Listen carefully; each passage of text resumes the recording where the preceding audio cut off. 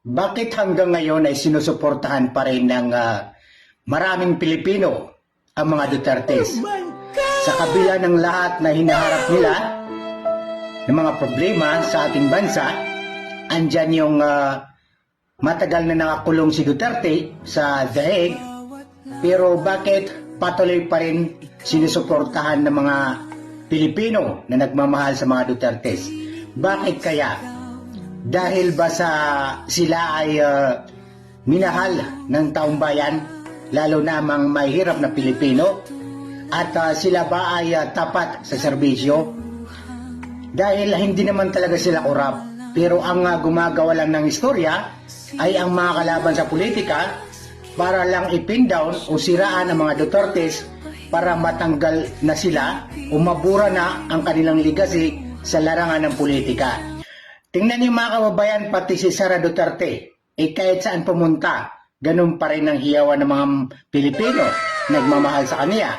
Mostly talaga ang 70% ng mga Pilipino ay mahal pa rin ng mga Dutertes.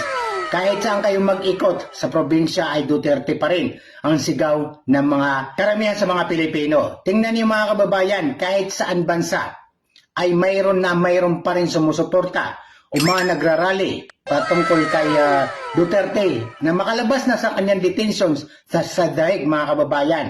Pero ipagpalagay natin mga kababayan kay BBM, kung siya halimbawa ang nasa detention sa daig ay siguro wala talagang magtatanggol sa kanya.